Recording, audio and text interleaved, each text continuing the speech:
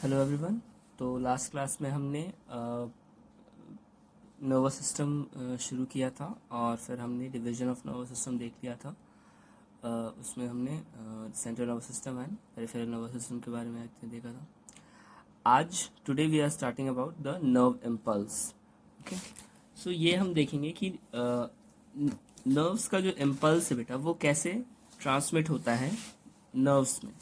ठीक है, so if this is a nerve, ठीक है, नर्व का न्यूरॉन का स्ट्रक्चर हमने एक पहले से एक पढ़ रखा है। ठीक है, so these were the dendrites. ठीक है, दिस वाज द साइटन या फिर cell body and this was the axon. ठीक है, तो मैं अभी एक्सॉन को एक लेकर चलता हूँ। ठीक है, कि suppose this is the axon. ठीक है, बेटा एक्सॉन में होता क्या है? The fluid which is present inside the axon, जो फ्लूइड एक्सॉन के इनसाइड प्रेजेंट होता है उसे हम इंट्रासेलुलर फ्लूइड कहेंगे। इसे हम इंट्रासेलुलर फ्लूइड कहेंगे। और जो फ्लूइड एक्सॉन के बाहर प्रेजेंट होगा उसे हम एक्स्ट्रा सेलुलर फ्लूइड कहेंगे। ठीक है, उसे हम एक्स्ट्रा सेलुलर फ्लूइड कहेंगे। अब देखो बेटा, इंट्रासेलुलर फ्लूइड और एक्स्ट्रा सेलुलर फ्लूइड जो जो प्रेजेंट है उनमें आयोनिक ग्रेडियंट का फॉर्मेशन होता है। ठीक है, आयोनिक ग्रेडियंट का फॉर्मेशन होता है। आयोनिक ग्रेडियंट का फॉर्मेशन होता है कैसे बेटा? ये जो हमारा एक्सॉन का जो सरफेस है इसके ऊपर क्या प्रेजेंट है बेटा? एक एक्टिव पंप प्रेजेंट है। अगर आपको याद हो तो हमने एक्टिव और पैसिव पढ़ा था। ठीक है, एक एक्टिव पंप प्रेजेंट है। कौन सा? सोडियम पोटेशियम पंप प्रेजेंट होता है। ठीक है, सोडियम पोटेशियम पंप प्रेजेंट होता है। ठीक है, अब देखो होता क्या है inside the intracellular fluid. Intracellular fluid में क्या होता है कि नेगेटिव आयंस ज़्यादा होते हैं as compare to positive ions. ठीक है, इंट्रासेलुलर फ्लूइड में नेगेटिव आयंस ज़्यादा होते हैं as compare to positive ions. ठीक है, अब इन पॉजिटिव आयंस में भी दो आयंस मोस्ट कॉमन है, that is sodium and potassium. ठीक है, sodium and potassium. Intracellular fluid में नेगेटिव आयंस ज़्यादा होंगे as compare to positive ion, वहीं एक्स्ट्रासेलुलर फ्लूइड में पॉजिटिव आयंस ज़्यादा होते हैं as compare to negative ions. ठीक है, अब देखो क्या है बेटा कि अगर हम सिर्फ पॉजिटिव आयंस की बात करें तो इंट्रासेलुलर फ्लूइड में भी पोटेशियम ज़्यादा होगा और सोडियम कम होगा। ठीक है, पोटेशियम ज़्यादा होगा और सोडियम कम होगा। वहीं एक्स्ट्रा सेलुलर फ्लूइड में सोडियम का कॉन्सेंट्रेशन ज़्यादा होता है, वहीं पोटेशियम का कॉन्सेंट्रेशन कम होता है। ठीक है, अब ये जो हमारा सोडियम पोटेशियम पंप है बेटा, ये इसी सोडियम और पोटेशियम को अंदर बाहर पंप करता है। ठीक है, कितना? अगर सोडियम बाहर ज़्यादा है तो बाहर से इसको अंदर पंप करेगा और पोटेशियम को बाहर से अंदर से रखते बाहर पंप करेगा, है ना? तो इन दैट केस बेटा ये 3 पोटेशियम के बदले 2 सोडियम को पंप करता है। ठीक है, यानी कि 3 पोटेशियम को अंदर से बाहर पंप करेगा और 2 सोडियम को बाहर से अंदर पंप करेगा। ठीक है, नहीं, एक्चुअली होता क्या बेटा, 3 सोडियम को पंप किया जाता है, सॉरी 3 सोडियम को पंप किया जाता है और 2 पोटेशियम को पंप किया जाता है। ठीक है, so in exchange of 2 potassium 3 sodium is pumped in and 2 potassiums are pumped out. इसकी वजह से क्या होता है? ग्रेडियंट का फॉर्मेशन होता है। अब देखो ग्रेडियंट का फॉर्मेशन का क्या मतलब हो रहा है बेटा कि अंदर जो है बेटा वो नेगेटिव चार्जेस ज़्यादा हो जाएंगे। ठीक है, अंदर नेगेटिव चार्जेस ज़्यादा हो जाएंगे और बाहर पॉजिटिव चार्जेस ज़्यादा हो जाएंगे। बाहर क्या हो? पॉजिटिव चार्जेस ज़्यादा हो जाएंगे।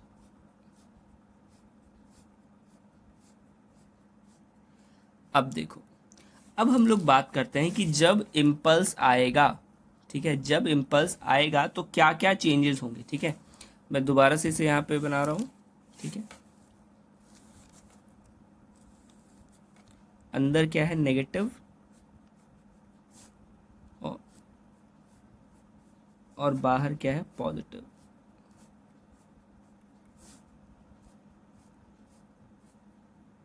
ठीक है,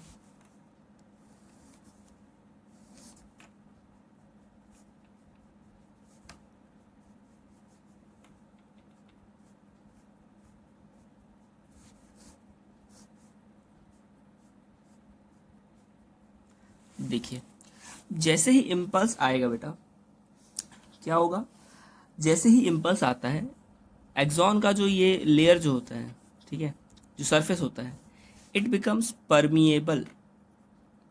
ठीक है, ये परमिएबल हो जाता है। ठीक है, परमिएबल का मतलब कि ये बाहर के आयंस को अंदर आना अलाउ कर देता है। ठीक है, जब तक इम्पल्स नहीं आया था, जब तक इम्पल्स नहीं आया था तो क्या हो रहा था, ये जो एक एक्सॉन है या जो न्यूरॉन है, ये रेस्टिंग स्टेज में था।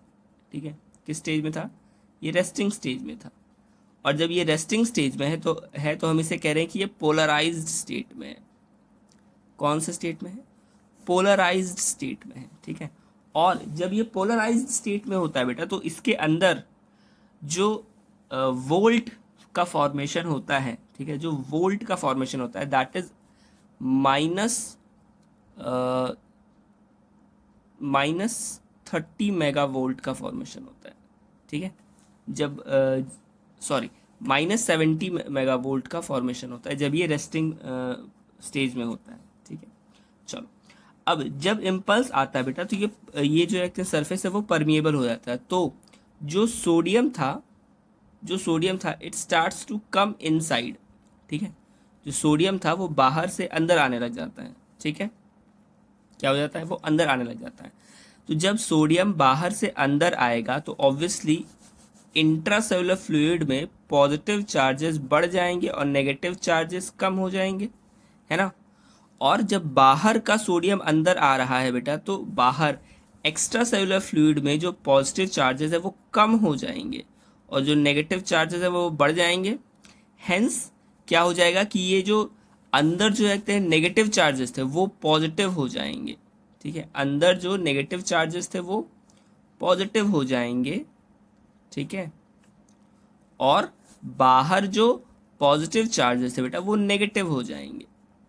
ठीक है, यानी कि पोलैरिटी क्या हो जाएगी, अब रिवर्स हो जाएगी।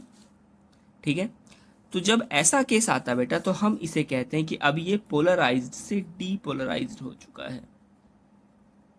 क्या हो चुका है, पोलराइज्ड से ये डीपोलराइज्ड हो चुका है। ठीक है, क्या हो चुका है, डीपोलराइज्ड हो चुका है। ठीक है, आई बात समझ में। और जब ऐसा होता है बेटा, तो डीपोलराइज्ड स्टेट में जो इसके अंदर जो है तो वोल्ट का प्रोडक्शन होगा वो 30 मिली वोल्ट का फॉर्मेशन हो जाएगा। कितना कितना वोल्ट, तो 30 मिली वोल्ट का फॉर्मेशन हो जाएगा। ठीक है, अब देखो मैं अब यहाँ पे एक बना रहा हूँ, देखो ये एक ही एक्सॉन है, मैं इसके दो पार्ट्स बना रहा हूँ। ठीक है, क्या था, पहले ये रेस्टिंग स्टेज में था, तब अंदर नेगेटिव थे, बाहर पॉजिटिव थे। ठीक है, जब इम्पल्स आया तो क्या हुआ, अंदर पॉजिटिव हो गया, बाहर नेगेटिव हो गया। ठीक है, अंदर पॉजिटिव हो गया और बाहर नेगेटिव हो गया। ये अभी रेस्टिंग स्टेज पे था, यानी कि ये पोलराइज्ड स्टेट पे था। अब ये यहाँ पे डीपोलराइज्ड हो चुका है। ठीक है, और जो इसके आगे वाला जो पार्ट होगा बेटा, ये अभी भी पोलराइज्ड स्टेट में ही है, यानी कि रेस्टिंग स्टेट में ही है। ठीक है, तो अगर आपने इलेक्ट्रिसिटी चैप्टर पढ़ा है तो आपको ये तो पता होगा कि इलेक्ट्रिक जो इम्पल्स होगा, ठीक है, जो इलेक्ट्रिसिटी जो होगी वो किधर से किधर मूव करेगी, it will always move from positive end to negative terminal end, ठीक है, positive to negative end positive to negative. ठीक है, तो एग्जाम में कभी आता है कि suppose this is part A and this is part B, so electric impulse will move from A to B. ठीक है, ए टू बी इनसाइड, अंदर में ये ए टू बी जाएगा, and B to A outside. ठीक है, आई बात समझ में। अब देखो क्या होगा, जैसे ही इम्पल्स, अब जैसे यहाँ पे रखते हैं, जब ये डीपोलराइज हो गया, ठीक है, तो अब यहाँ से इम्पल्स आगे बढ़ना चाहेगा, है ना, आगे बढ़ना चाहेगा। तो जैसे ही ये आगे बढ़ेगा तो फिर क्या होगा, अब ये जो जो रेस्टिंग स्टेज में है वो दोबारा से रखते हैं डीपोलराइज हो जाएगा, है ना। देखो अब ये यहाँ पे ये डीपोलराइज स्टेट में आ चुका है,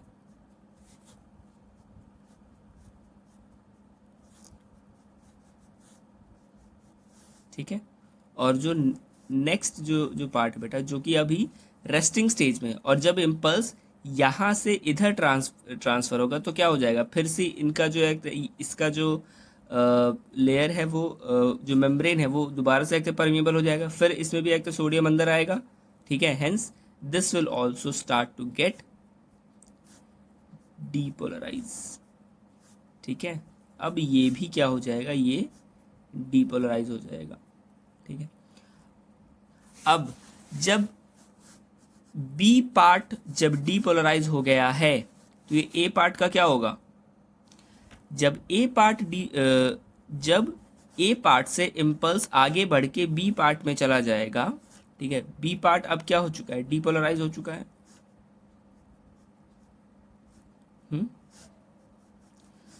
तो ऐसे केस में क्या होगा बेटा कि अब यहां से इम्पल्स आगे बढ़ चुका है ना, तो इसे अब ये जो एक लेयर परमिएबल हुआ था, ये अब दोबारा से क्या हो जाएगा, इम्परमिएबल हो जाएगा।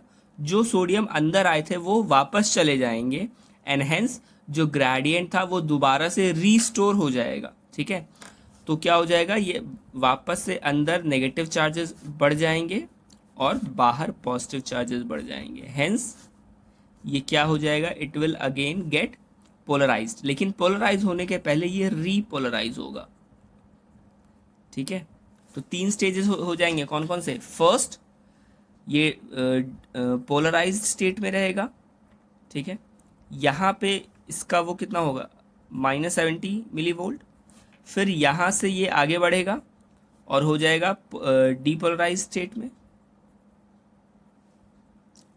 इसमें कितना वोल्टेज प्रोड्यूस होगा, लगभग 3 मिली वोल्ट। और डीपोलराइज से दोबारा से जब ये रेस्टिंग स्टेट में जाएगा तो रेस्टिंग स्टेट के पहले ये हो जाएगा रीपोलराइज्ड, ठीक है, रीपोलराइज्ड, ठीक है। तो that is how impulse travels in a neuron. अब देखो, जैसे ही इम्पल्स डीपोलराइज्ड एक्सॉन से पोलराइज्ड पार्ट में जाता है, ठीक है, तो जैसे ही पोलराइज्ड से डीपोलराइज्ड में जाता है, यानी कि जब -70 मिली वोल्ट से ये 30 मिली वोल्ट में कहते हैं, जैसे ये 30 मिली वोल्ट का एक प्रोडक्शन होता है, तब हम इसे कहते हैं कि ये एक्शन पोटेंशियल हम इसे कहते हैं, ठीक है। एक्शन पोटेंशियल का मतलब ये है कि अब इम्पल्स जनरेट हो गया है, ठीक है, क्या हो गया है, अब इम्पल्स जनरेट हो गया है। और जो हमने अभी एक इसका प्रोसेस पढ़ा, इसी प्रोसेस को फॉलो करके ये एक्सॉन के पूरे लेंथ में ऐसे ही इम्पल्स ट्रैवल होता है, ठीक है।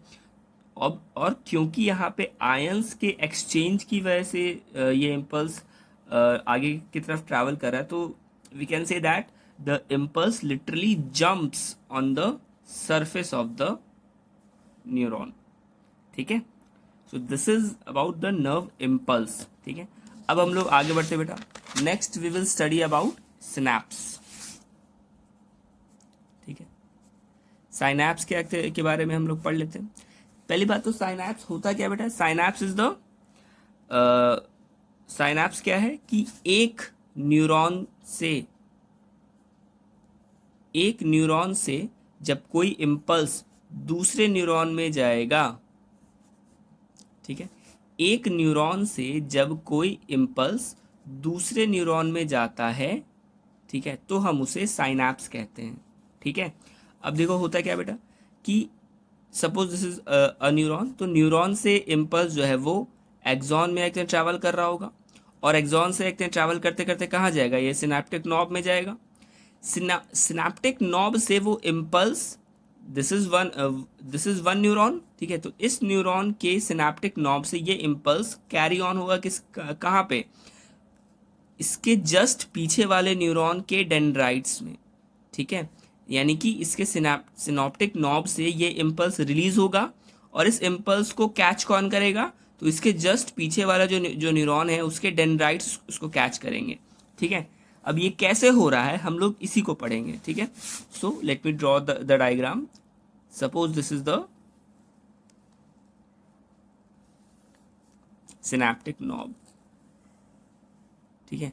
ये क्या है बेटा, ये सिनैप्टिक नॉब है, ठीक है। अब देखो ये जो सिनैप्टिक नॉब जो होता है बेटा, इसका जो कहते हैं आउटर मोस्ट लेयर जो होता है, आउटर मोस्ट लेयर जो होता है उसे प्री सिनैप्टिक मेम्ब्रेन कहा जाता है, ठीक है। This is known as pre synaptic membrane, ठीक है। अच्छा इसके जस्ट बाद क्या प्रेजेंट होगा बेटा, dendrites of another neuron present होंगे, तो मैं उसे सिंपली बस ऐसे दिखा रहा हूँ, ठीक है। ये दूसरे वाले न्यूरॉन का डेंड्राइट्स प्रेजेंट है, ठीक है। तो डेंड्राइट्स का जो आउटर लेयर होगा, this is the pre synaptic, sorry this is the pre synaptic membrane, and जो डेंड्राइट्स का जो पहला लेयर होगा, this will be the post synaptic membrane.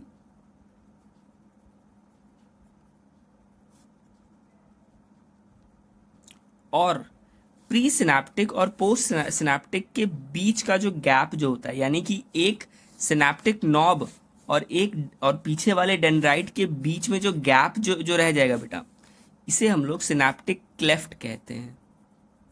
क्या कहते हैं हम इसे, सिनैप्टिक क्लेफ्ट कहते हैं, ठीक है। क्या कहते हैं, सिनैप्टिक क्लेफ्ट कहते हैं। तो जो प्रोसेस है that is known as the synapse, ठीक है। और ये जो गैप रह जा रहा है, इस गैप को सिनैप्टिक क्लेफ्ट कहा जा रहा है, ठीक है। अब देखो क्या होता है बेटा, जो सिनैप्टिक नॉब जो होते हैं बेटा, उसमें बहुत सारे क्या प्रेजेंट होते हैं, न्यूरोट्रांसमीटर्स प्रेजेंट होते हैं। क्या प्रेजेंट होते हैं, तो न्यूरोट्रांसमीटर्स प्रेजेंट होते हैं। न्यूरोट्रांसमीटर्स के बारे में हमने पहले भी पढ़ा है, कहाँ पढ़ा है, अगर आपको याद हो तो हमने न्यूरोट्रांसमीटर्स के बारे में पढ़ा था मसल वाले चैप्टर में, ठीक है। न्यूरोट्रांसमीटर का सिंपल सा एग्जांपल एसिटाइल कोलिन, और भी बहुत सारे ऐसे होते हैं, लेकिन जो मोस्ट मेजर एग्जांपल है that is the acetyl choline, sorry CHOLIN, acetyl choline, ठीक है। अब देखो क्या होता है, इम्पल्स आएगा, ठीक है, एक्सॉन से फिर ये कहाँ आएगा, सिनैप्टिक नॉब में। अब क्या होता है बेटा, ये जो सिनैप्टिक नॉब का जो ये लेयर जो है, it is permeable for calcium, ठीक है। ये कैल्शियम के लिए परमिएबल है, ठीक है। तो जैसे ही इम्पल्स सिनैप्टिक नॉब तक आता है, कैल्शियम्स जो है वो अंदर आएंगे, ठीक है, ये अंदर आ जाएंगे, ठीक है। और ये जो सिनैप्टिक वेसल्स जो है बेटा, जिसमें ये these are the synaptic vesicles, ठीक है, जिसमें कि ये न्यूरोट्रांसमीटर्स प्रेजेंट हैं। इन वेसल्स को कहाँ लेके जाएंगे, तो ये सिनैप्टिक नॉब के सरफेस पर लेके जाएंगे। और जैसे ही ये सिनैप्टिक नॉब के सरफेस पर ये वेसल्स आएगा, इन वेसल्स के अंदर जितने भी न्यूरोट्रांसमीटर्स हैं वो बाहर रिलीज हो जाएंगे, ठीक है, वो बाहर रिलीज हो जाएंगे। कहाँ रिलीज हो जाएंगे, तो सिनैप्टिक क्लेफ्ट में रिलीज हो जाएंगे, ठीक है। दोबारा से बता रहे हैं, जैसे ही इम्पल्स आएगा, कैल्शियम्स अंदर आएंगे। कैल्शियम किसके साथ अटैच होंगे, इस वेसल के साथ अटैच होंगे, और क्या करेंगे, इस वेसल को कहाँ लेके जाएंगे, सरफेस की तरफ लेके जाएंगे, यानी कि प्री सिनैप्टिक मेम्ब्रेन की तरफ लेके जाएंगे। और जब ये न्यूरोट्रांसमीटर्स इस प्री सिनैप्टिक मेम्ब्रेन के जैसे ही पास आएगा, तो क्या होगा, इन न्यूरोट्रांसमीटर्स को रिलीज कर दिया जाता है। कहाँ, तो सिनैप्टिक क्लेफ्ट में, ठीक है। ये सिनैप्टिक क्लेफ्ट में ये रिलीज हो जाएंगे। उसके बाद क्या होगा बेटा, कि जो नेक्स्ट वाले न्यूरॉन का जो डेंड्राइट है, नेक्स्ट वाले न्यूरॉन का जो डेंड्राइट है, उसके पोस्ट सिनैप्टिक मेम्ब्रेन के ऊपर क्या प्रेजेंट होते हैं, तो रिसेप्टर्स प्रेजेंट होते हैं, ठीक है। क्या प्रेजेंट होते हैं, रिसेप्टर्स प्रेजेंट होते हैं। और इन रिसेप्टर्स का क्या काम होता है, ये रिसीव करते हैं। किसको रिसीव करेंगे, ये जो न्यूरोट्रांसमीटर्स हैं उनको रिसीव करेंगे, ठीक है। क्या करेंगे, ये जो न्यूरोट्रांसमीटर्स हैं जो कि जिसको आगे वाले न्यूरॉन के सिनैप्टिक नॉब ने रिलीज किया था, उस न्यूरोट्रांसमीटर्स को कौन ग्रैब करेगा, कौन रिसीव करेगा? तो पोस्ट सिनेप्टिक मेम्ब्रेन्स के ऊपर प्रेजेंट क्या है? रिसेप्टर्स प्रेजेंट हैं, ठीक है। ये रिसेप्टर्स इस न्यूरोट्रांसमीटर को रिसीव करेंगे और ये न्यूरोट्रांसमीटर जैसे ही रिलीज एक्सेप्ट होगा, जैसे ही रिसीव होगा बाय द रिसेप्टर्स, ठीक है, फिर क्या होगा? जैसा हमने पिछले टॉपिक में पढ़ा, नर्व इम्पल्स दोबारा से एक्शन शुरू हो जाएगा और यहाँ पे फिर से वही ग्रेडियंट बनेगा, sodium inside, potassium out, potassium outside, and positive and negative जो भी हमने पढ़ा वो सारा काम दोबारा से यहाँ पे होने लग जाएगा, ठीक है। अब जब यहाँ पे ये सारा काम होने लग गया है, यानी कि इम्पल्स जो है वो एक न्यूरॉन से दूसरे न्यूरॉन में जब ट्रांसफर हो चुका है, तब क्या होगा कि इम्पल्स यहाँ से तो आगे बढ़ गया, ठीक है। इम्पल्स पहले यहाँ आया, यहाँ से फिर न्यूरोट्रांसमीटर्स के थ्रू कहाँ गया? सिनेप्टिक क्लेफ्ट में। सिनेप्टिक क्लेफ्ट से इस न्यूरोट्रांसमीटर को किसने रिसीव किया? पोस्ट सिनेप्टिक मेम्ब्रेन के ऊपर क्या प्रेजेंट है? रिसेप्टर्स। इस रिसेप्टर ने रिसीव किया और जैसे ही इस रिसेप्टर ने इन न्यूरोट्रांसमीटर्स को एक रिसीव किया, इस न्यूरॉन में क्या हो जाएगा? इम्पल्स फ्लो होने लग जाएगा, इम्पल्स आगे बढ़ने लग जाएगा। तो इम्पल्स आगे बढ़ गया, है ना। अब देखो दिक्कत क्या है बेटा कि ये जो न्यूरोट्रांसमीटर्स जो इस सिनेप्टिक क्लेफ्ट में आ गए थे, ठीक है, जब तक ये न्यूरोट्रांसमीटर्स इस सिनेप्टिक क्लेफ्ट से हटाए नहीं जाएंगे तब तक कोई नया इम्पल्स आगे वाले न्यूरॉन से आएगा नहीं, ठीक है। तो ऐसे केस में क्या करना पड़ता है कि जैसे ही इम्पल्स रिसीव हो गया, इस न्यूरोट्रांसमीटर्स को यहां से हटाना पड़ेगा, ठीक है, इसे हटाना पड़ेगा। तो इसके लिए क्या प्रेजेंट होता है बेटा? एक एंजाइम प्रेजेंट होता है जिसका क्या नाम है? उस एंजाइम का नाम है एसिटाइल कोलिन एस्टरेज, ठीक है, एसिटाइल कोलिन एस्टरेज। ये क्या करेगा? ये इस न्यूरोट्रांसमीटर्स को डाइजेस्ट कर लेगा, ठीक है, खा जाएगा, ठीक है, न्यूट्रलाइज कर देगा। तो क्या होगा? यहाँ का जो न्यूरोट्रांसमीटर्स थे वो यहाँ से हट जाएंगे और फिर एक नया इम्पल्स फर्दर कैरी ऑन हो पाएगा, ठीक है। So this was about synapse, ठीक है, साइनैप्स। हमने दो चीज़ें पढ़ ली, क्या क्या पढ़ लिया? नर्व इम्पल्स पढ़ लिया और साइनैप्स पढ़ लिया, ठीक है। आई गेस इसमें कोई डाउट नहीं होना चाहिए। चलो नेक्स्ट अब हम लोग शुरुआत करेंगे सेंट्रल नर्वस सिस्टम के बारे में। जो हमारा सेंट्रल नर्वस सिस्टम है उसके बारे में पढ़ेंगे, ठीक है। तो अब हम लोग बात करते हैं बेटा सेंट्रल नर्वस सिस्टम की, ठीक है। तो सेंट्रल नर्वस सिस्टम में सबसे पहले बात करेंगे हम लोग ब्रेन के बारे में, ठीक है। देखो ब्रेन की अगर हम लोग बात करें तो इसका जो प्रोटेक्शन है, ब्रेन जो है वो दो चीज़ों से एकदम प्रोटेक्टेड होता है, ठीक है। किन किन चीज़ों से प्रोटेक्टेड होता है? First is the brain box और दूसरा होता है सर्टन मेम्ब्रेन्स, ठीक है।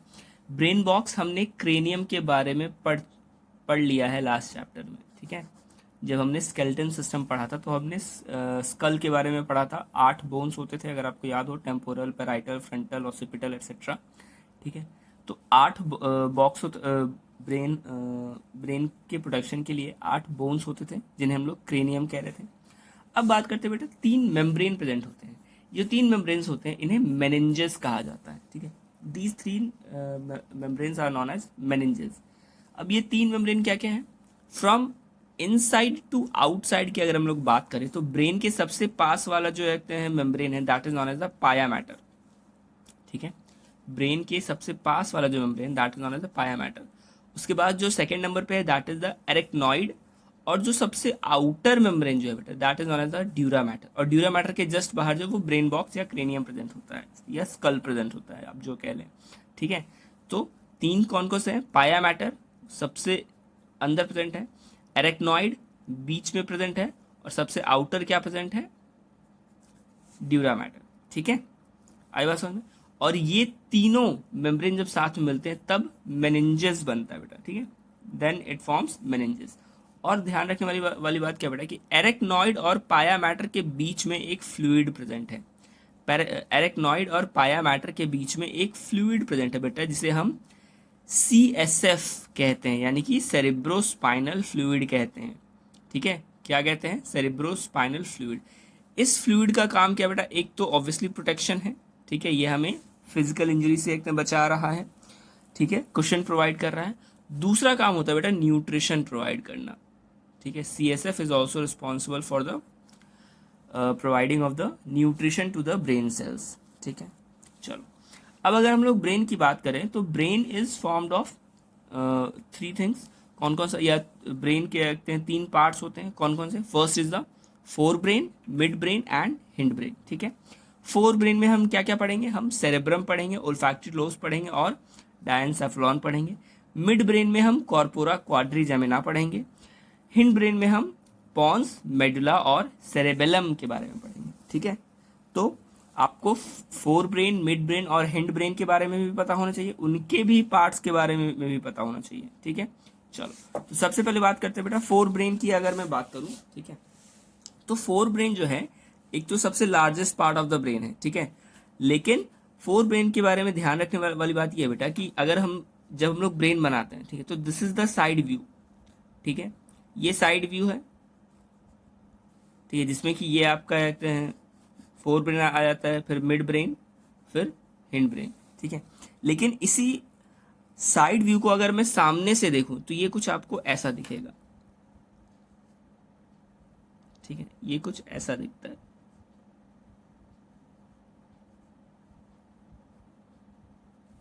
ठीक है, तो बेटा ये जो ऊपर वाला जो पार्ट है, जो कि लार्जेस्ट पार्ट आपको दिख रहा है, this is the fore brain. ठीक है, और fore brain is further divided into 2 hemisphere. Hemisphere, hemisphere का मतलब आपको पता होना चाहिए। स्फेयर का मतलब तो स्फेयर ही होता है, हेमी का मतलब होता है हाफ। ठीक है, तो 2 आधे आधे स्फेयर प्रेजेंट है, हेंस 2 हेमिस्फेयर्स आर प्रेजेंट। ठीक है, तो हम इस 2 हेमिस्फेयर को सेरिब्रल हेमिस्फेयर कहेंगे। क्या कहेंगे? सेरिब्रल हेमिस्फेयर कहेंगे। ठीक है, अच्छा, ये जो 2 हेमिस्फेयर हैं, ये फर्दर 4 लोब्स में डिवाइडेड हैं। वो 4 लोब्स क्या क्या है? फ्रंटल, पैराइटल, ऑसिपिटल और टेम्पोरल। ठीक है, ये आपको बोन्स से भी याद होना चाहिए। ठीक है, सेरेब्रल हेमिस्फेयर जो है वो 4 लोब्स बनाते हैं। कौन कौन से? Frontal, parietal, occipital, temporal. ठीक है, देखो, if this is the brain, if this is the fore brain, तो जो सामने वाला जो पार्ट होगा, ये हम पहले भी हम पढ़ चुके हैं बेटा, जो सामने वाला पार्ट होगा this will be the frontal. फिर जो मिडिल वाला जो पार्ट होगा, ठीक है, this will be the parietal. ठीक है, फिर जो पीछे वाला जो पार्ट होगा that will be the occipital, and जो साइड वाला जो पार्ट होगा this will be the temporal. ठीक है, तो 4 पार्ट्स हो गए, 4 लोब्स प्रेजेंट हो गए, है ना। चलो अब नेक्स्ट बात करते हैं बेटा कि ये जो 2 हेमिस्फेयर हैं ये आपस में कनेक्टेड होते हैं। कैसे कनेक्टेड होते हैं? With the help of nerve fibres. ठीक है, with the help of nerve fibres. तो वो नर्व फाइबर्स जो कि 2 सेरिब्रल हेमिस्फेयर को आपस में कनेक्ट कर रहे हैं, हम उसे कह रहे हैं कॉर्पस कैलोसम। ठीक है, हम उसे कॉर्पस कैलोसम कहते हैं। ठीक है, कॉर्पस कैलोसम है क्या? It is a network of nerve fibers which connects the 2 cerebral hemisphere। ठीक है, साथ ही साथ क्या बेटा, अगर हम नॉर्मल ब्रेन का अगर हम लोग पिक्चर देखें तो उसमें बहुत सारे कॉन्वोल्यूशंस प्रेजेंट होते हैं। कॉन्वोल्यूशंस क्या होता है? जब हम ब्रेन को देखते हैं तो उसमें बहुत सारे ऊपर नीचे इस तरीके से वेवी लाइंस, या फिर ठीक है इस तरीके से वेवी लाइंस प्रेजेंट होते हैं। ठीक है, these are known as the convolutions. ठीक है, कॉन्वोल्यूशंस का क्या मतलब बेटा? जितना ज्यादा कॉन्वोल्यूशंस होगा, ठीक है, जितना ज्यादा कॉन्वोल्यूशंस होगा उतना ही ज्यादा वहां पे न्यूरॉन्स प्रेजेंट होंगे या फिर नर्व्स प्रेजेंट होंगे। ठीक है, और जितना ज्यादा नर्व फाइबर्स प्रेजेंट होगा यानी कि उस इंसान का इंटेलिजेंस वो उतना ही ज्यादा है। ठीक है, जितना ज्यादा कॉन्वोल्यूशंस उतना ही ज्यादा न्यूरॉन, उतना ही ज्यादा इंटेलिजेंस। क्यों? जितने ज्यादा एक्टिव न्यूरॉन्स होंगे उतना ज्यादा इंफॉर्मेशन वो दिमाग प्रोसेस कर पाएगा। ठीक है, उतना ज्यादा वो इंफॉर्मेशन को प्रोसेस कर पाएगा। ऐसा कहा जाता है कि जब भी आप कोई नई चीज सीखते हो, कोई नई चीज याद करते हो, तो जैसे ही आप याद करोगे आपके ब्रेन में नए कॉन्वोल्यूशंस बनते चले जाएंगे। ठीक है, तो आप जितना ज्यादा पढ़ोगे आपके ब्रेन में उतना ज्यादा कॉन्वोल्यूशंस बनता चला जाएगा। ठीक है, अब ये जो कॉन्वोल्यूशंस है बेटा, इनके 2 पार्ट होते हैं। ठीक है, जो अपर पार्ट होगा that will be known as the sulci, और जो लोअर पार्ट जो होता है उसे गायरी कहते हैं। ठीक है, upper part that will the sulci, और जो लोअर पार्ट होगा, ठीक है, जो डिप कर रहा है that will be known as the gyri. ठीक है, चलो अब अगर मैं फोर ब्रेन सेरेब्रम के फंक्शंस की बात करूं, तो या तो आप सेरेब्रम का फंक्शन ऐसे याद कर लो, या फिर आप इन चारों पार्ट के एक्टिव फंक्शन से याद करो, वो ज़्यादा बेटर रहेगा। ठीक है, चलो अब जैसे कि फंक्शंस में फ्रंटल की अगर अगर हम लोग बात करें, जो फ्रंटल लोब है उसका काम क्या क्या है? थिंकिंग करना, स्पीकिंग, मेमोरी और मूवमेंट को कंट्रोल करना। ठीक है, उसके बाद पैराइटल का क्या काम है? आपके लैंग्वेज को कंट्रोल करना, आप कितने लैंग्वेजेस बोल सकते हो। ठीक है, प्लस आपका टच का परसेप्शन। ठीक है, किसी चीज ने आपको टच किया तो वो जो इन्फॉर्मेशन है वो कहाँ जाएगी? वो पैराइटल लोब में जाएगी। ठीक है, उसी तरह टेम्पोरल क्या क्या काम करेगा? हियरिंग, लर्निंग एंड फीलिंग्स के बारे में ये काम करेगा। ऑसिपिटल का क्या काम है? Vision and colour perception. Occipital vision और कलर परसेप्शन का काम करता है। ठीक है, कैसे? अगर कोई भी चीज हमें दिखेगी तो that will act as a stimulus. ठीक है, और उसको रिसीव करने वाला कौन है? हमारा आंख है। ठीक है, तो और I will act as a receiving receptor. Receptor से वो इम्पल्स कहाँ जाएगा? तो वो ऑसिपिटल लोब में जाएगा। ठीक है, आई बात समझ में? नेक्स्ट बात करते हैं बेटा सेरेब्रम के बारे में हमने बात कर लिया। नेक्स्ट बात करते हैं बेटा ओल्फैक्टरी लोब्स की। ओल्फैक्टरी लोब्स का क्या मतलब है? ओल्फैक्टरी का क्या मतलब होता है? वैसा पार्ट जो कि आपके स्मेल के रिसेप्शन को रिसीव करता है। आपने कुछ भी स्मेल किया तो एक स्टिमुलस आपके रिसेप्टर में आया होगा, वो स्टिमुलस को आपके रिसेप्टर ऑर्गन यानी कि आपके नोज से लेके ब्रेन में जब वो जाएगा स्टिमुलस, तो वो ब्रेन में कहाँ जाएगा? तो वो ऑल्फैक्टरी लोब्स में जाएगा। ठीक है, जब भी आप कुछ स्मेल करोगे तो वो कहाँ जाएगा? ऑल्फैक्टरी लोब्स में जाएगा। ऑल्फैक्टरी लोब्स प्रेजेंट कहाँ होते हैं? नेजल चेंबर के पास प्रेजेंट होते हैं। ठीक है, चलो नेक्स्ट बात करते हैं बेटा डायनसेफ्लॉन। अच्छा, diencephalon is the third part of our forebrain. और डायनसेफ्लॉन तीन डिफरेंट पार्ट्स में डिवाइडेड है। कौन कौन सा? Epithalamus, thalamus and hypothalamus. इन तीनों को एक साथ में डायनसेफ्लॉन भी कहा जाता है। ठीक है, देखो इतना आपके एनसीईआरटी में है नहीं, लेकिन फिर भी आपको थोड़ा बहुत पढ़ना है ताकि आपको एक ओवरऑल नॉलेज मिल सके। ठीक है, सबसे पहले हम बात करेंगे बेटा थैलेमस की। ठीक है, if this is the thalamus, ठीक है, ये बिल्कुल मिडिल में एक प्रेजेंट होगा। ठीक है, थैलेमस जो है वो रिले सेंटर का काम करता है। रिले सेंटर का क्या काम है बेटा? कि बॉडी, पूरे बॉडी से कोई भी अगर इम्पल्स आएगा तो वो सबसे पहले कहाँ जाएगा? तो वो थैलेमस में जाएगा। फिर थैलेमस से होके वो फिर ब्रेन के किसी और पार्ट या फिर स्पाइनल कॉर्ड के किसी और पार्ट में जाएगा। ठीक है, कोई भी इम्पल्स जब आएगा तो वो सबसे पहले कहाँ जाएगा? थैलेमस में जाएगा, और फिर थैलेमस से होने के बाद फिर वो किसी और जगह पे जाएगा। ठीक है, so it is the relay centre. ठीक है, आई बात समझ में? उसके बाद बात करें बेटा थैलेमस के जस्ट ऊपर प्रेजेंट होता है एपीथैलेमस। एपी का मतलब होता है अबव। ठीक है, तो थैलेमस के जस्ट ऊपर जो प्रेजेंट है दैट इज द एपीथैलेमस। एपीथैलेमस का क्या काम है? बहुत सिंपल सा काम है कि वो सीएसएफ के प्रोडक्शन और सिक्रेशन में हेल्प करता है। ठीक है, किसका हेल्प करेगा भाई? तो पाया मैटर का। ठीक है, CSF is the cerebrospinal fluid जो हमने अभी पढ़ा। ठीक है, नेक्स्ट बात करते बेटा हाइपोथैलेमस।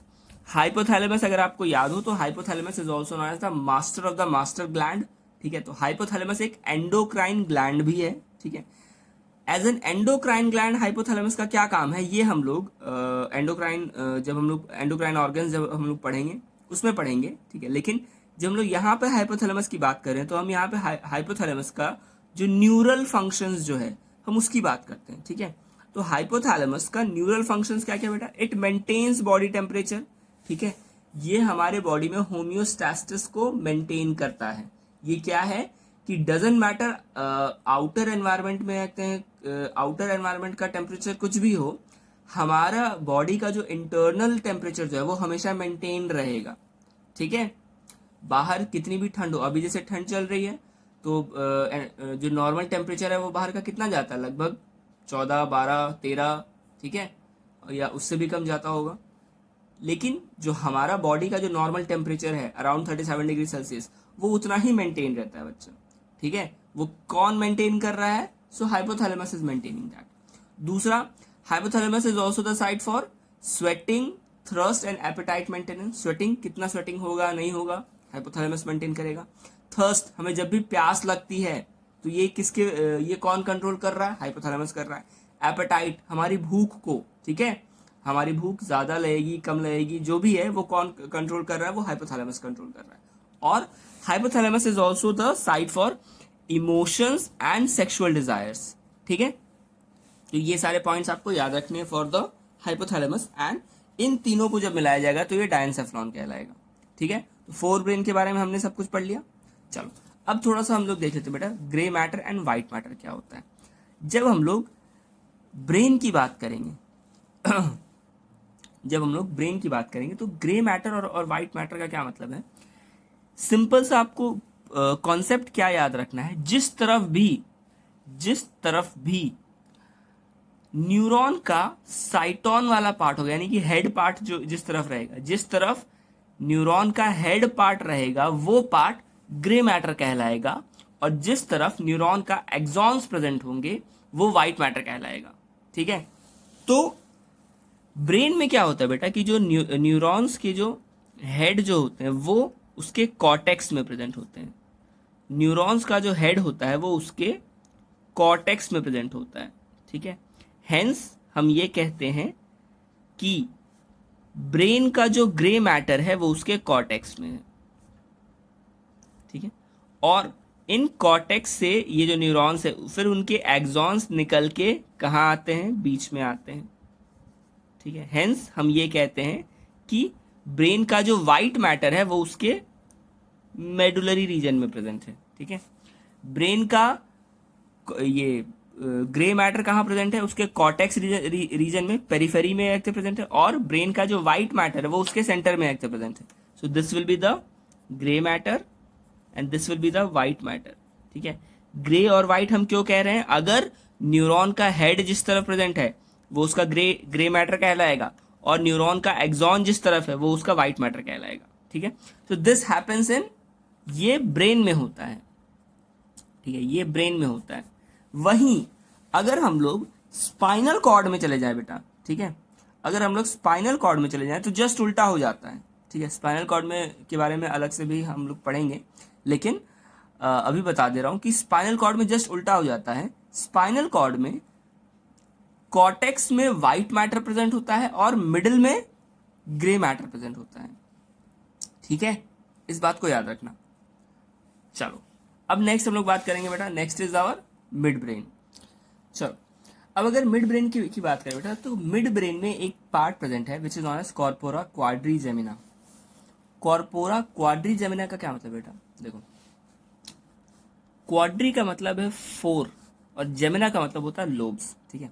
देखो, जब मैंने 4 ब्रेन बनाया था तो मैंने इस तरीके से बनाया था, ठीक है। This is the frontal look, ठीक है। जब हम लोग सामने से देखेंगे तो ये 4 ब्रेन कुछ इस तरीके से दिखेगा और पीछे का जो पार्ट है वो कुछ ऐसे दिखेगा। यही जब मैं इसे पलट दूं, ठीक है, जब हम इसे बैक साइड से देखेंगे तो ये कुछ ऐसा दिखता है, ठीक है। 4 ब्रेन, फिर बीच में कॉर्पस कैलोसम, और इनके जस्ट नीचे 4 लोब्स प्रेजेंट है बेटा, ठीक है, 4 लोब्स प्रेजेंट होते हैं। These lobes are known as quadrigemina, ठीक है। अच्छा, अब ये 4 लोब्स कौन कौन से हैं? ऊपर के जो 2 लोब्स हैं, that is known as superior colliculus, ठीक है। ऊपर के जो 2 लोब्स हैं that is known as superior colliculus, और वहीं नीचे के जो 2 लोब्स हैं that is known as inferior colliculus, ठीक है। ऊपर वाले सुपीरियर कॉलिकुलस और नीचे वाले इंफीरियर कॉलिकुलस, ठीक है। चलो अब काम क्या है बेटा? सुपीरियर कॉलिकुलस जो है वो विजुअल रिफ्लेक्सेस को कंट्रोल करता है, ठीक है। विजुअल रिफ्लेक्सेस को कंट्रोल करता है। क्या मतलब है इसका? कि सपोज अचानक से किसी ने आपके आंख के सामने फ्लैश लाइट जला दिया, ठीक है, बिल्कुल आपके आंख के ऊपर लाइट पड़ेगी, आप तुरंत आंखें बंद कर लोगे, है ना। तो ये जो विजुअल रिफ्लेक्स था वो कौन कंट्रोल कर रहा है? तो that is being controlled by superior colliculus, ठीक है। और वहीं ऑडिटरी रिफ्लेक्स की बात करें, सिमिलरली आपके कान के पास कोई आके बहुत तेज से चिल्ला दे तो अचानक से आप क्या कहते हैं, दूर हट जाओगे, है ना। So that is auditory reflexes, ठीक है। उसको कौन कंट्रोल कर रहा है? इंफीरियर कॉलिकुलस कंट्रोल कर रहा है, ठीक है। तो this is about midbrain. Next बात करते बेटा our hindbrain. Hindbrain में हमें 3 चीजें पढ़नी है, क्या क्या? पॉन्स, मेडुला एंड सेरेबेलम, ठीक है। देखो इनमें से पॉन्स और मेडुला बहुत इंपॉर्टेंट है, ठीक है। अगर हम लोग पॉन्स की बात करें तो ये क्या क्या काम करता है, relays sensory information to cerebellum, ठीक है। जब भी कोई सेंसरी इंफॉर्मेशन आएगा, ठीक है, तो वो ये पॉन्स जो है वो सेंसरी इंफॉर्मेशन को कहाँ भेजेगा, तो सेरेबेलम के पास भेजेगा। Next, connects forebrain to hindbrain. हाँ भाई, this is the forebrain, this is the hindbrain, ठीक है। This is the forebrain and this is the hindbrain. इन दोनों को कनेक्ट करने वाला कौन है, तो ये है, पॉन्स कनेक्ट कर रहा है। दूसरा, पॉन्स का काम क्या है, it regulates breathing. Breathing rate को कौन कंट्रोल करेगा भाई, तो हमारा पॉन्स करेगा, ठीक है। जब भी हम लोग बहुत तेजी से एकते हैं, दौड़ते हैं, तो हमारा ब्रीदिंग रेट बढ़ जाता है, ठीक है, फॉर ऑब्वियसली ऑक्सीजन के एकते हैं उसको कंप्लीट करने के लिए डिमांड को। लेकिन फिर उसे धीरे धीरे धीरे धीरे उस ब्रीदिंग को वापस नॉर्मल रेट पर भी तो लाना है, वो काम कौन करेगा, तो हमारा पॉन्स रीजन करेगा। नेक्स्ट, ये हमारे स्लीप साइकिल को कंट्रोल करता है, ठीक है। स्लीप साइकिल जो हमारे बॉडी का जो नेचुरल क्लॉक जो है, ठीक है, जो हमारा natural sleep and wake cycle, उसे सर्काडियन रिदम कहा जाता है बेटा, ठीक है। उसको और हमारे स्लीप साइकिल को कौन कंट्रोल कर रहा है बेटा, तो हमारे पॉन्स रीजन कर रहा है। पॉन्स का पूरा नाम इज पॉन्स वेरोलाई, ठीक है। नेक्स्ट बात करते हैं बेटा मेडुला ऑब्लांगेटा का, ठीक है। मेडुला ऑब्लांगेटा का क्या क्या काम है बेटा, 4 मेजर काम है। सबसे पहला तो ये कार्डियक सेंटर को कंट्रोल करेगा, यानी कि हमारे हार्ट का जो एक मसल्स है उसको एक कंट्रोल करेगा। हार्ट का मसल कंट्रोल करेगा, यानी कि हम ये भी कह सकते हैं कि हार्ट कितना ब्लड पंप करेगा नहीं करेगा, ये भी एक कंट्रोल करेगा। दूसरा, हमारी ब्रीदिंग सेंटर को भी एक कंट्रोल करेगा, यानी कि हम कितना ब्रीद करेंगे कितना ब्रीद नहीं करेंगे, ये भी कंट्रोल करेगा। दूसरा, गैस्ट्रिक सिक्रीशन, यानी कि हमारे स्टमक और इंटेस्टाइन्स के फंक्शंस को भी एक कंट्रोल करेगा। तो बेसिकली कहा जाए तो जितने भी इनवॉलेंट्री एक्टिविटीज हैं उन सबको कौन कंट्रोल कर रहा है, तो मेडुला ऑब्लांगेटा कर रहा है, ठीक है। इनके फंक्शंस पता चल गए। अब next is our cerebellum. Cerebellum जो है भाई वो सेकेंड लार्जेस्ट पार्ट है, ठीक है, और दो तीन चीजों को ही कंट्रोल करता है। क्या क्या, ये मसल को एक कंट्रोल करता है, यानी कि जो वॉलेंट्री पार्ट है उसको कंट्रोल कर रहा है। दूसरा, हमारे बॉडी का बैलेंस और मूवमेंट जो है वो कौन कंट्रोल कर रहा है, तो सेरेबेलम कर रहा है, ठीक है। हम जब भी उठ के चल रहे होते हैं, ठीक है, या चल चलते कभी डगमगा जाते हैं, तो हमारे बॉडी को कौन कंट्रोल करेगा, तो सेरेबेलम करेगा, ठीक है। चलो, अब ध्यान देने वाली बात क्या है बेटा, जो हमारा हिंड ब्रेन और मिड ब्रेन है ये मिल के हमारे ब्रेन का स्टेम बनाता है, ठीक है। देखो, this is the mid brain and this is the hind brain, ये दोनों आपस में मिलके हमारा ब्रेन स्टेम बनाएगा, ठीक है। चलो, अब देखो हमारे ब्रेन में एक और हमारे ब्रेन के कुछ पार्ट्स को मिला के ऐसा पार्ट बनता है बेटा जो कि हमारे इमोशंस को कंट्रोल करता है, वो पार्ट, ठीक है। That system is known as limbic system, ठीक है। लिम्बिक सिस्टम को इमोशनल ब्रेन भी कहा जाता है। और लिम्बिक सिस्टम में क्या क्या आता है बेटा, हाइपोथैलेमस आएगा, एमिगडेला आएगा और हिप्पोकैम्पस आएगा। इन तीनों का काम क्या क्या बेटा, सॉरी थैलेमस भी आएगा। तो हाइपोथैलेमस और थैलेमस का कहते हैं फंक्शन तो हमने पढ़ लिया। एमिगडेला का जो काम होता है बेटा, एमिगडेला कंट्रोल्स आवर इमोशंस, ठीक है, ये हमारे इमोशंस को कंट्रोल करता है। अब देखो यहाँ पे हमने इमोशंस कहीं और भी एक देखा था, हाइपोथैलेमस ही इमोशंस को भी कंट्रोल कर रहा था। दैट मीन्स हाइपोथैलेमस के पास ही क्या प्रेजेंट है भाई, तो एमिगडेला प्रेजेंट है, ठीक है, जो कि स्पेसिफिकली सिर्फ इमोशंस को कंट्रोल कर रहा है। और वहीं हिप्पोकैम्पस की बात करें बेटा, हिप्पोकैम्पस का क्या काम होता है, वो टेम्पररी मेमोरी को परमानेंट मेमोरी में कन्वर्ट करता है, ठीक है। हिप्पोकैम्पस क्या करेगा, टेम्पररी मेमोरी को परमानेंट मेमोरी में कन्वर्ट करता है, ठीक है। So this is all about our brain, ठीक है। ब्रेन के बारे में हमने सब कुछ पढ़ लिया है, fore brain, mid brain, hindbrain, ठीक है। अब नेक्स्ट चैप्टर में हम लोग शुरू करेंगे स्पाइनल कॉर्ड एंड फिर उसके आगे का जो भी टॉपिक्स है, ठीक है। Thank you very much.